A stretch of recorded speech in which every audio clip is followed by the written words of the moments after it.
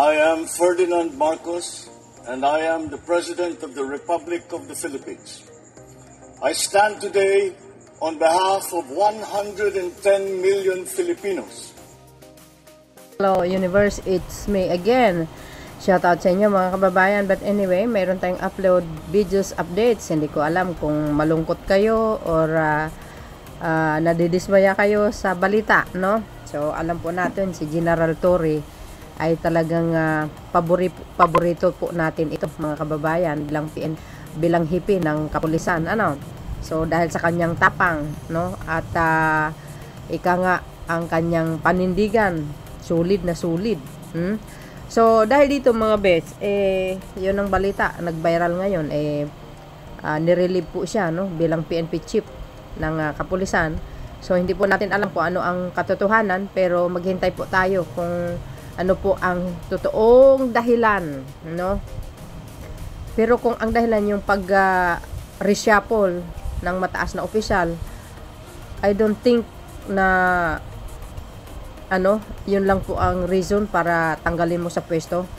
Napakababaw naman, 'di ba? So dahil dito mga beswa, basahin ko po So, sinabi dito mga kababayan, PNP Chief Torre sinibak sa pwesto, tinanggal sa pwesto si Philippine National Police PNP Chief Philippines Police General Nicolas Torre III.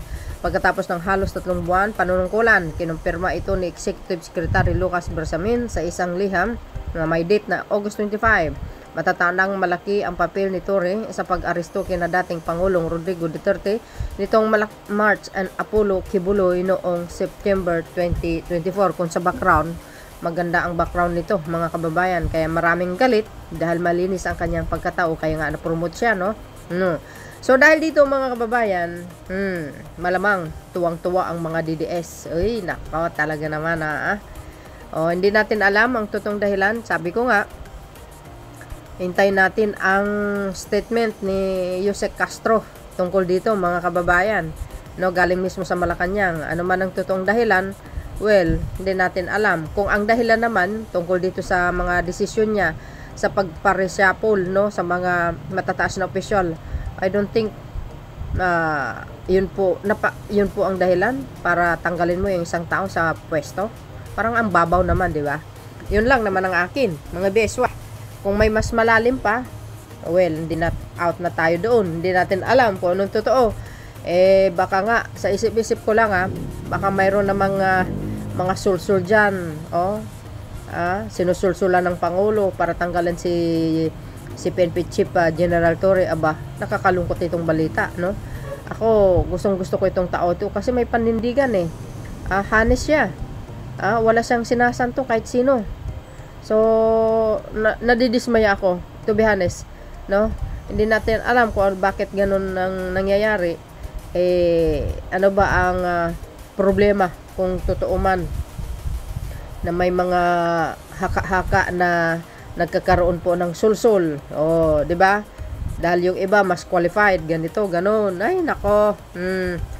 So, sayang naman para sa akin mga kababayan. Ba't tinanggal mo, Mr. President? Yan po ang higit na kakatulong sa iyo, si PNP Chief General Torre. Matapang ito na general mga kababayan. So dahil dyan, sabi po dito mga beswa, sabi ko nga, tuwang-tuwa ang mga DDS, tatalon-talon niya mga yan. Tumalon-talon sila. Agay. So I hope hindi ito totoo, no? Pero viral mga bes, sabi ko nga, nag-viral ng gusto, kaya hindi natin lubos malaman kung ito ay fake or totoo. Agay. Ay, nako mga bes, nakakadismaya, no? Nadidismaya ako talaga, nalulungkot ako, sayang naman. At magaling na hipi ito mga bes ng kapulisan. Ang napabalita mga kababayan, ang pumalit sa kanya, di natin alam kung ito na or temporary. Ito basahin po natin para kumpleto detalyado. Okay? Sabi dyan mga best, just in, pinalitan ni Lieutenant General Jose Milencio Nartatis Jr. si General Nicolas Torre III bilang bagong Philippine National Police PNP Chief. Agay. Sabi nila, Medyo ito ay bata ni ni Aimee Lacson. I'm not sure, guys. Ayan, oh. Para sa akin, wala akong tiwala dyan. O, yan, oh. Para kompleto, detalyado again. Ayan, basahin po natin. So, sabi dyan, mga kababayan, basahin po natin, Tory inalis sa pwesto bilang PNP chief. Agay, sayang. Sabi dyan, nirelieve sa pwesto ng Malacanang si Philippine National Police PNP Chief General Tory III sa relief order na may pitsang August 25, 2025 ay permado ni Executive Secretary Lucas Bersamin at ito ay magiging epektibo agad-agad. Inatasan din si Tory na siguruhin ang proper turnover ng lahat ng mga usapin, dokumento at impormasyong may kinalaman sa kanyang tanggapan. Agay. Naku po. Sabi dito, tuloy. Ayan, binigay na dahilan ng Malacanang kung bakit inalis sa pwesto si General Tory. Agay, agay. Nakakalungkot, mga kababayan. Naku po. Sayang naman, Sabi ko nga, uulitin ko.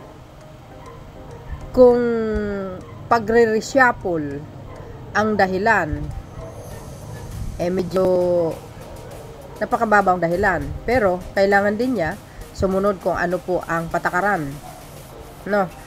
So, dahil dyan, mga bes, ano ba talaga ang rules ng kapulisan pag nag-reshuffle ka ng isang mataas din na opisyal? Ito, para kompleto detalyado, guys, ito, yung sinabi ng dating PNP chief, na si ngayon ay Senator Lacson. Agay! Ito. Sabi dyan, he acted beyond his authority. Ayan, sabi. Ito ay courtesy po ng News 5. Inihag ni Senator Ping Lacson na lumabag sa patakaran si Police General Nicolas Torre III nang hindi nito ipadaan kay President Bongbong Marcos ang desisyon na alisin si Police Lieutenant General Jose Melencio Nartates bilang Deputy Chief for Administration o Second in Command. Malinaw ba, mga bes? Ayan. Pero I hope, na mabigyan po siya ng chance, na naway, ika nga, warning baga. Sabi dito, normally sa designation and relief of the members of the PNP Command Group, Deputy for Admin, Deputy for Operation, and Chief Directorial staff should be cleared with the President or at least the ex-office chairman of the NAPOLCOM, also the SILG, Saad ni Lacson na dati ring nagsilbing PNP chief sa ilalim ni dating Pangulong Joseph Estrada. Agay. Nitong August 6 lang nang itaga ni Tory si Nartates bilang head ng Area Police Command for Western Mindanao. Agay. Nagpalit sila ng pwesto ni dating PNP spokesperson Lieutenant Bernardo Banac na itinalaga naman ni Tory bilang number 2 man. So, sabi ko nga, if ito lang po ang pinaka-reason, medyo mababaw para sa akin lang, well, ayun lang akin, mga best. Pero dahil sa rules and regulation ng PNP, yun talaga ang masunod. Wala tayong magagawa, mga best. Ganyan talaga ang buhay. Ayan, Aba, tuwang-tuwa ang mga DDS, mga kababayan. PNP General Nicolas Tory acted beyond his authority of unilaterally relieve his second in command, Philippines Lieutenant General Nartates. Agay! Ayan, tuloy. Siya tuloy ang pumalit sa'yo, General Torre.